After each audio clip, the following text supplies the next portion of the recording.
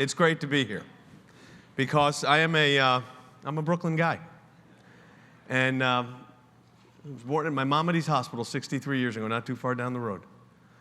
And grew up in Long Island, ended up in Atlanta, Georgia. Now, you can think about this for a moment. So I grew up, as I said, I was born in Brooklyn. As a lot of people, a lot of us did, left the borough, went out to Long Island. My father was in retail. Is that shocking?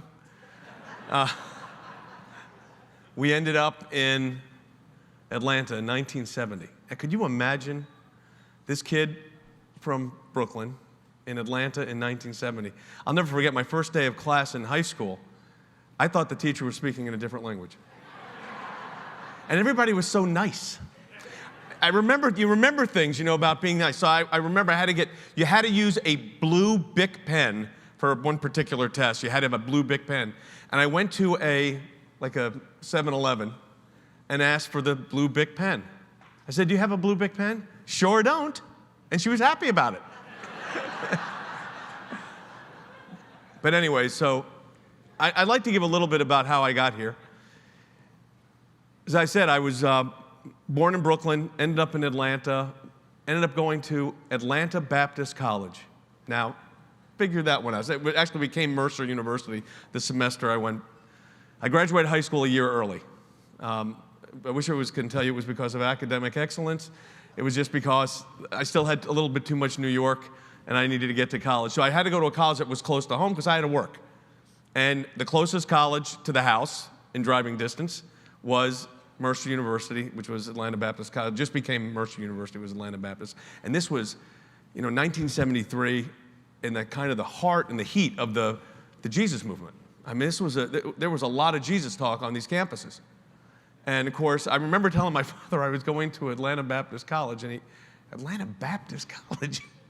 Yeah, he said, Baptist, Schmaptist, it's close to home, you could work, it's fine. And I had this friend, I actually spoke to him the other day, his name is Glenn Borders, and he used to wear this cross that was like 6 feet by 2 feet. Long hair and a giant cross. But we talked about the gospel a lot. And I had this friend that I ended up marrying, named Pam, and her mother, my mother-in-law is now with the Lord, Betty.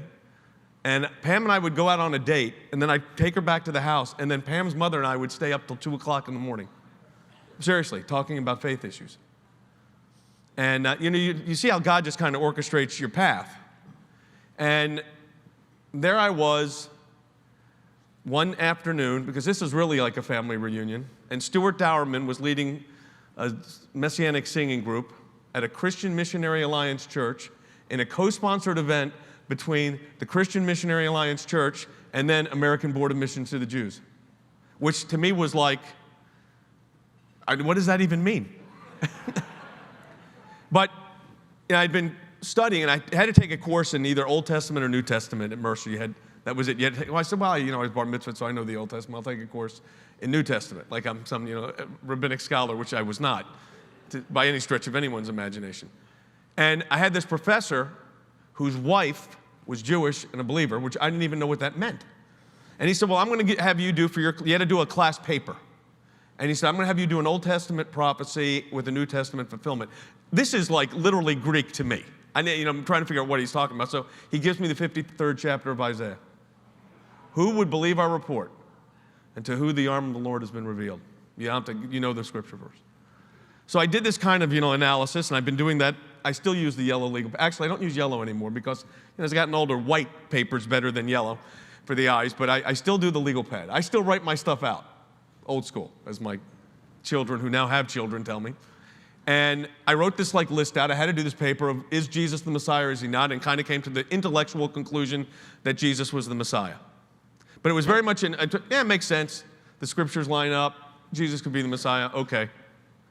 And then I go to this Messianic music presentation at this Christian Missionary Alliance church. And at the end of the presentation, Stuart Dowerman, who's been my friend for, my goodness, 40 years, almost, gave an invitation. And I walked down the aisle of that church. And I'll never forget, there was a woman sitting right up front, and I think, Mitch, she was the representative from the ABMJ. And she, talked to me after I did the prayer with Stuart, and she tells me, she goes, now look, if you get thrown out of your house, I was living at home, going to school, you could stay with us. And I'm thinking, thrown out of my house? So Pam and I went to a Wendy's. How do you remember these things? I say, you get older, some things you'll never, well, these were important moments. We went to the Wendy's on North Decatur Road. And I said, am I getting thrown out of my house? And then we're 19-year-old kids. And Pam goes, I hope not. Maybe you shouldn't say anything tonight. I said, that's a good idea. So I go home, drop Pam off. I don't speak to her mother that night. I go home, but it's still late. It's like midnight. Walk past my parents' bedroom. My father says, where have you been? Not like in an accusatory way. Oh, just out with Pam. Okay. I go go to sleep in the bedroom, which I shared with my brother. And I'm thinking, he really asked me what I was doing, and I really did not give the honest answer.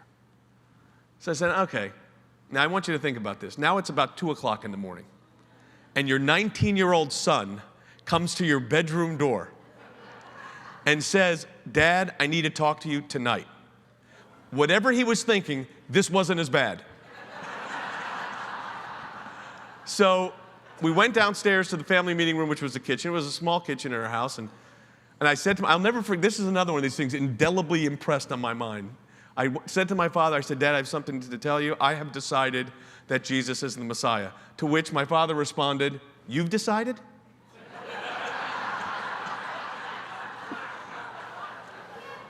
He said, we'll talk about it in the morning. And about 5 years of mourning, we never talked about it. They knew I was worshiping, they knew what I believed, but we really did not talk about it. And then, and I say this with great humility, I had the opportunity to argue my first case before the Supreme Court of the United States in 1987. And that is, my oldest son reminded me today, because I just filed another case, 2 cases actually, at the Supreme Court this week. He said, you realize if this happens, you will have argued cases in the 80s, the 90s, the 2000, 2010, and 2020. Which I said, Jordan, you're making me feel very old. And I argued this case, and it was involving Jewish evangelism, which I'm sure is not the case that my parents thought I'd ever be arguing if I'd ever be arguing a case. But I am the grandson of a Russian immigrant. My grandfather came to the United States. He was 14 years old on the George Washington. His name was Sekulow. Last name was Sekulow. And my daughter-in-law found my grandfather's naturalization papers online at like one of the genealogy sites. They had it blown up in the house. My sons have the same handwriting as my grandfather. Now, I'm sure he left Russia, as a lot of our relatives did in that period of time, because of religious persecution. So they start the Supreme Court the same way for the decades I've been arguing up there, and since the founding of our country. They call the case number, mine was 86-104, and they say, Mr. Sekulow will now hear from you. I think about that still. Mr. Sekulow will now hear from you, the grandson of Sekulow, a fruit peddler in Brooklyn, New York. His grandson, me. I get to argue cases at the Supreme Court of the United States. And yet it is, in a sense, it's an only America story, but it's also just God's just providence. Because I was like the last guy, I was a tax lawyer. I was the last guy that was going to be arguing constitutional cases before the Supreme Court. My colleague, Craig Parshall, is much smarter than I am. But this is what happened. Now, I used to say when I would do these, when I would speak at events, that was like my favorite moment of being called anything. Mr. Sekulow will now hear from you, except now I have 5 grandkids. And my favorite thing is to be called Paw. Now I got to tell you a little, let me give you a little, my Bible scholar, 7 years old, his name is Riker. He's the oldest grandchild. He's got 2 twin sisters, and he's got a 3-year-old cousin, and the twins and the cousins are about the same age. That's our oldest son has a girl named Sophie. And I've got 2 twins, Golda and Georgia. Is that ethnic enough? I've got a Sophie, and Pam and I have a new grandson, Leo. So I think I get the ethnic test. And the funny thing used to be fortunately, we get to live right next to the twins and Riker. Our house is adjoined, there's a little fence, and they come back and forth. And when those twins were first born, and he kind of could not disassociate the twins from the cousins in those days, the cousin. So he had 3 sisters. He called me one day and said, Paul, can I come over? I said, yeah, I'll meet you at the gate. So we go to the gate. I said, what's going on, buddy? He goes, so many sisters.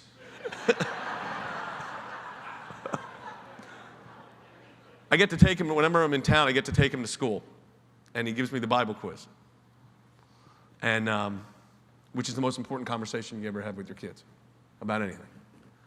And so I end up at the Supreme Court of the United States. The case goes well, and all of a sudden I'm a genius because we won 9-0, which frankly was God's grace and a really ridiculous ordinance that was written by the city of Los Angeles. Like you couldn't speak inside an airport. So it was kind of an easy case. But then they had some other cases, and then some other cases, and then many other cases. And I remember thinking about that moment. And you think about moments in your life that are really important. And I had one today. I'm going to fast forward literally from the 1970s to this afternoon at 3 o'clock. I had a young man that, because of the internet and because of Facebook and because of social media, I got to know through friends, and comes from an Orthodox Jewish family, and we have been corresponding for 2 years. He's in his early 20s, really smart young man, and we never met. So while Mitch thought I was out getting a pastrami sandwich this afternoon, which I was not, I was meeting with this young man, talking to him about Yeshua, Jesus. Because, the reality is that of all the things that the platforms we get, that's the thing that counts. And I can take it on a really personal basis. So, I get a lot of attention these days and times, sometimes not so great.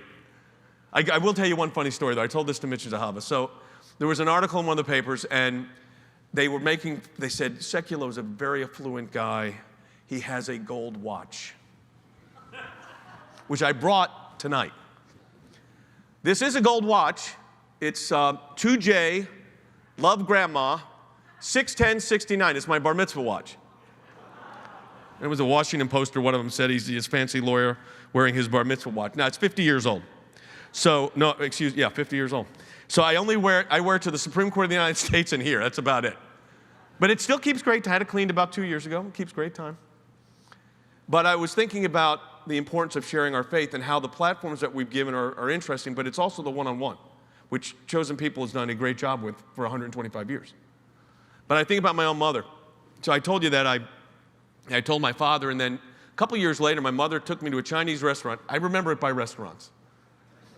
And she goes, I got to tell you something. And we had not really talked about this before. She goes, do you know that your grandmother, that was my mother's mother, who died when I was 6, that she used to go to church. Now, she lived in Brooklyn, New York, and I mean, Brooklyn, New York, Jewish, and she would go to church. And I asked my mother about the whole thing, and my mother basically said, your grandmother found peace there. When I was talking to that young man today, I was trying to, because whenever you're talking to someone that's, I would say, inquiring, you're always looking, you're praying the entire time. What is the right thing to say? And I said, have you found peace? And very interesting statement, he said, no, I'm finding conviction. I said, well, conviction often comes before peace. And I think about those moments. But I'm going to give you one that's really personal to me. So I had this conversation with my mother and kind of left it at that. And then years later, fast forward about 20 years, she got diagnosed with advanced stage 4 ovarian cancer in Atlanta. If you ever saw my mother, now, Mitch, I think, did, actually. Maybe met her once. I'm not sure if you did. I think you did. So my mother was 5'2" with heels. Like if you said, I need a Jewish woman from Brooklyn, you'd cast my mother. When I argued that Supreme Court case, like I said, she was 5'2". She wore a Statue of Liberty pen that was 5'3". I mean, it was just, I turned back and I'm looking at it was a little surreal moment. You're facing this way. So I'm looking that way at the justices, and they're close. I mean, they're like from, what I've learned over the many years of doing this now, if you listen close enough, you could hear them yakking between each other and kind of know where to go and where not to. Like when Justice Ginsburg said, I've had about enough of this answer. It's probably time to stop. But my mother got this diagnosis and was really sick, and we talked about faith a lot, and she had come to faith in Jesus and in Yeshua a couple years before. And my mother's oncologist was the president of my family's synagogue in Atlanta. And I would go into that room, and that oncologist would not be there for like a little 15-minute visit. I mean, I went in there once. It was a 2-hour, I just stood outside and listened to the conversation. And he was asking my mother about her faith and how she could, go through what she's going through. And she talked about the peace that she had. And I will never forget this. My mother had a relapse of the cancer, came back. And they were going to do another surgery. And the doctor was going to lecture, I think in China, on this particular procedure he did. And I'll never forget, and I didn't put it together at the time. He told my mother, they were in one of these conversations, and I kind of peek in the room, and he said, "Now, Natalie, I've got to go for 2 weeks. You don't go anywhere." What he meant by that was, don't die on me, because I want to finish this conversation. Eventually, my mother passed. 10 years later, 10 years later, that doctor, Dr. Weiser, writes me a letter, multiple pages long, about how he came to faith, his family came to faith, based on that conversation. What I'm saying is that the seeds that this ministry, that Chosen People Ministries has planted, has touched lives. I mean, that's what I'm saying, the longevity. You have to think about I have to drink water these days because my voice is going some. As my wife said, you talk a lot. But anyways, think about the longevity and the lives touched. So I go to an event in Atlanta where I come to faith, co-sponsored by ABMJ then. And then 30 years later, my mother's oncologist and his family come to faith. And I had the conversation with my mother because of my conversation with Stuart Dowerman and the gal from ABMJ, whose name I will remember. And that's what it's about. It's the platforms we've been given. I think about the challenges that we all have. And Lord knows we have them. And, I'm going to go in about 3 weeks, that's why I get my voice back, and argue for the second time before the International Criminal Court in The Hague. The first time I did it, I was representing the interests of Israel, and they were trying to get Israeli soldiers subject to jurisdiction of a court that they don't even recognize. But you got a prosecutor that thinks that a non-member state, Israel, or in our case, the United States, could be reached. This time it's over U.S. soldiers. They actually put in the pleading the Taliban, the Afghan National Security Forces, and the United States Army for war crimes. And they're serious about this. So I'm going to make this presentation. It's a 3-day hearing. Then come back for more fun. That's all I will say about that. But I think about all of those moments. And I was telling Mitch this. I had a very unique opportunity. I've had 2 opportunities regarding the state of Israel that, again, have to be the Lord just opening these doors up, because there'd be no way it would happen. The very first one was there was a big travel warning for Israel during the Intifada days, and it was like more dangerous to go to Jerusalem through our State Department than going to like Beirut. Seriously, couldn't get insurance for tours. The ambassador for religious freedom, ambassador for tourism, contacted me and said, you know the president, can you do something about this? And this was when President Bush was the president. I said, well, yeah, I could try.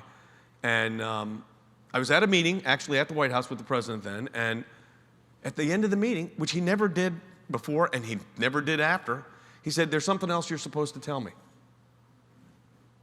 I said, okay. I said, well, we got this travel warning in place, and it's really hurting the economy of Israel, and it's a lot safer than it was, and it's certainly safer than Beirut. He goes, is that still in place? I said, yes, sir. And he said, call so-and-so and so-and-so. And about 4 days later, there's on the Chiron on CNN, State Department lifts travel warning to Israel. I get a call from the Prime Minister's office, and I'm thinking it's a joke. But it wasn't. And I got invited to go to Israel, meet with, Ariel Sharon was the Prime Minister. What a presence he was. This tall, really wide, general. You wanted to stand up when he walked in the room. I'm a tremendous presence. And he thanked me and then asked me to do another matter, which I did for the state of Israel. And I asked the person that was in charge of media, I said, and this was it was internet, but it wasn't like it is now. I said, I'm a Messianic Jew, and is this going to start a whole thing? No, no, no, we'll handle it. Israeli style. Front page of Jerusalem Post. State of Israel hires Hebrew Christian. That's how he handled it. I'm still friends with that guy. And then just a couple of years ago, I was asked to, there's a whole boycott, divest, and sanction movement against Israel. And the ACLJ, we've done a lot of cases on this and have had great success for students and professors and just had great success. So the State of Israel was sponsoring this huge event at the General Assembly, at the United Nations, at that podium. And they asked me to do one of the plenaries. You had all these ambassadors there, room was full, grandma's watch was there. And I thought about that for a moment when they said, Mr. Sekulow. And it's, again, Shmulek's grandson at the United Nations. You start thinking about the people that touch that podium. Some good, some not so good. But you think about it, and you feel like a peanut in that podium. It's gigantic. But I kept saying to myself, what is the reason that this happens? And I do not believe for a moment it's because I'm an eloquent speaker or because I've got a message that only I can share.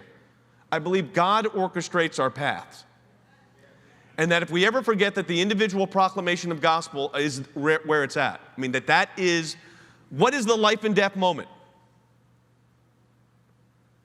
It's faith. I told this young man today, I could not do what I have been doing the last several years without it. It's the anchor. But that goes through your whole life. And that goes for every one of us. And what Chosen People has done for 125 years, twice my age, has shared the good news of Yeshua, Jesus, with my family. And that's what we're asking you to do tonight. I'm in the, we had a meeting the other day. I'm not really big Mitch knows this for a long time. I'm not really big on meetings. But we had a meeting, and then my boys who kind of run the day-to-day operations of the thing. We have the staff that runs the ACLJ are basically somewhere between, 28 and 41. I mean, that's who does they really, and they tell me don't say much in these meetings, and that'll be good for everybody. Especially on the World Wide Web. Logan said, you don't have to call it the World Wide Web anymore. Everybody knows you don't have to type in www. So say nothing would be better. And so we have these meetings, and you realize that for a lot of us, we're getting near the legacy stage. I mean, we're kind of getting to that stage of life where it's the next generation's time. I remember when it was us, Mitch, all those years ago. I mean, but Tom and I were there at Ministries at the same time, 150 years ago. Mitch, and we were all there. And I think about how God's orchestrated each of our paths to where we are today. But we're at that legacy point. And when you have a legacy point, I always view it as perseverance. You've got to have the ability to persevere. Things are different. Those cases that Janet so nicely talked about? Those really are not the cases for today. That was then. There's a whole lot of complicated stuff. Well, Craig's handling one of them right now. I mean, with Google and ads, and I mean, it's just the whole issue of defending the proclamation of the gospel is in a very different mode today than it was 10 years ago, 20 years ago, and certainly when we all started 30 and 40 years ago. So I think about the legacy issue and perseverance. And we can sometimes ignore the perseverance aspect, but, we're all of a certain age and our moment will come too. And you think about, what are you leaving behind? What's the legacy you leave behind? By the way, you don't win every case. That's not the way it works. I don't like not winning the case, but you don't win every case. You litigate them on principle. You litigate them because it matters. And you hope and pray that you're successful. But not all of them are successful. But I'll tell you where we have no option. My grandson is very big on options. He'll say, okay, Paul, what are the options? What are our options? Here's where there's no option. The proclamation of the message of hope. There's no option. If we believe that that is the life-changing message that it is, then we need to make sure that we are sharing it and utilizing all of the resources that we have with all of the innovation that's going on here at Chosen People to make a difference. Now, you got to have perseverance, though, and I think about this. One of my favorite parables of the Bible is Luke chapter 18. Any judges here? Good, so I can do this. It's the parable of the unjust judge. This woman wanted justice so badly that she went to the house of a judge and knocked on the door. My mother would do that. I wouldn't. I had a case once where I kind of had that experience. I had a judge in a case, and it was a pro-life case, and we were litigating it in Wichita, Kansas. It was like 108 degrees. And this judge was, bring your toothbrush, which is, you know this now, bring your toothbrush means your client's going to jail. And we had this big case in federal court, and I didn't, remember Nightline? A long time ago. I did Nightline. And it was Ted Koppel was usually the host. This night it was Barbara Walters. It was supposed to be me and Professor Lawrence Tribe from Harvard, but there was a third guest, the federal court judge I was appearing before, which is not exactly the role the judge should be playing. He's supposed to be the umpire, not a cheerleader for the other side. So we do this debate, and I'm outside, of course. They're in a nice, cool studio. I'm out with the pro-life protesters at 9:30 or 10 o'clock at night in 108 degrees in Wichita. And the next day, I've got to be before Judge Patrick Kelly, who I now have to ask to recuse himself, which, if you ever have to do that, is not a pleasant thing. But I wanted to do it privately. I didn't want to do it in open court. So the defense, I'm the defense lawyer, the plaintiff's lawyers, came in, and the United States had filed a brief in our behalf, which did not make the judge happy. But I go back there and I tell the judge, he's sitting behind his desk. He's got his feet up on the desk table, and he jumps up and gives me a bear hug. He said, Sekulow, we made history last night. I said, we did. That we did. I said, but I'm going to have to ask you to recuse yourself. He wasn't so happy. And he said, I'm not going to do that. I said, well, I'm going to have to persevere and go upstairs. 10th Circuit Court of Appeals was 4 floors up in Wichita. I took it to the 10th Circuit on an emergency stay, and Judge Kelly was off the case. About 2 years later, he wrote me this note. There was this big article in American Lawyer magazine. I don't even know if they have I Magazine anymore, but I guess they do. And I was on the cover. It was like tracing big cases from the last couple of years. And Judge Kelly, they had a picture of Judge Kelly, and he wrote me this note. He said, it was my pleasure. He actually wrote me a very nice letter. But then in the magazine, he signed it. He said, it was my pleasure having you in my courtroom. Having said that, I wish you absolutely no luck at all. But when I had to go argue a case here, in the Southern District of New York, Judge Kelly called the judge and said, he's a fair lawyer, he's a good lawyer, he's going to be straight with you. But I said it was perseverance. So let me talk about perseverance. So this woman wanted justice so badly that she goes to the judge's house and knocks on the door. And the judge doesn't fear God, and the judge doesn't fear man, and this woman keeps knocking. Woman doesn't fear God, doesn't fear man. This woman keeps knocking. Doesn't fear God, doesn't fear man, she's knocking. Doesn't fear God, doesn't fear man. This is where I annotate a little bit. But this woman was driving him nuts. And he opened the door. And what did Jesus say? How much more will our Father do for us if we continue to petition him? So what I want to ask you tonight, I know that others are going to be coming up and asking you to support the work of Chosen People, which I'm going to ask you to do now too, but I'm going to ask you to do something unbelievably unorthodox. This is not something that I suspect you've done before. It may not be anything you do again, but I'm going to close my talk with a prayer. And while I'm praying, I want you to knock. Now, what you don't know probably is that in my other life, I'm a rock and roll drummer. I'm not kidding you. I live in Nashville, Tennessee. I get to play with some really great musicians. So when I knock, try to stay semi-on beat. But what I want you to think about is this. Look, 125 years is not the end.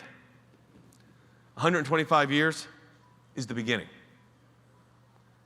It's fantastic that this milestone has been reached. under Mitch and Zahava's leadership. It's fantastic.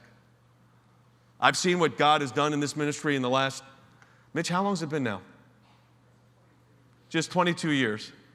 Goodness, we're getting old. It's been unbelievable. But the world is changing. And mission approach is changing. And gospel proclamation changes with it. And what I want to be able to encourage you tonight is to be like that woman who's going to knock on the door until this message of hope is heard by everybody. And Chosen People Ministries has a big part in that. My son Logan posted on his Facebook page, your father-in-law's video, I Found Shalom video by Stuart Dowerman. He posted it on his Facebook page and said, for all of you who have been asking me for years about who I am and what I believe, this says it. Those kind of, that's where it's at. The old days of gospel tract distribution, nothing wrong with it. Great. But there's a lot broader ways to communicate. Not that that's inappropriate. It's certainly not. I spent about 20 of those 40 years litigating those cases. But that's not what you're litigating today. But more important than litigating is to be like that woman. So I want to pray, and then I've got to go back to my other job. But I want you to, when the others come up here, think about what you can do to be that woman who perseveres, to be that man that perseveres, so that the next 125 years are even better than the first 125 years. So I'm going to pray, and you're going to knock, and I'm out of time, but I'll take, when your red light goes on at the Supreme Court, you have to say, Mr. Chief Justice, I see my time has expired. Would the court like me to respond? Now, it happened once, in one case, where Justice Ginsburg, literally, who went to high school with my mother, in Brooklyn, James Madison High School, asked me the same question 5 times, and I saw Justice Stevens, who was sitting next to the chief. They sat in seniority. It was Chief Justice Rehnquist then. And Stevens said over to him, is he going to answer that question again? Meaning don't. I overheard it. I said, I see my time has expired, and I sat down, which did not make Justice Ginsburg very happy, because I didn't say the magic words, would you like me to respond? But here I'm going to take the liberty of the 2 minutes, because I want you to pray. Because this is what it's all about. Unbelievable opportunities ahead. Unbelievable challenges ahead, too. It's a different world we live in. And we've got to be creative. And you can be a part of that. You have been a part of that. You can continue to be a part of that. And I'm going to ask you to really pray about what you can do tonight and over the year ahead to help this ministry. So I'm going to start praying, and you're going to start knocking. Father, right there on your nice table, thank you for calling us to your kingdom. As we approach the throne of grace, we want to be like that woman before that judge, knocking on the door, persevering, so that the message of hope will continue in the United States, through Chosen People Ministries around the world. Father, give us that stamina, creativity, be with the staff, and Father, show us what we would do tonight to stand for the gospel, for the message of hope. In the name of Yeshua, the Messiah, Jesus the Messiah, amen and amen. I want to thank you all for having me. Have a great evening. I'm going to head back down to my other job. Thank you very much.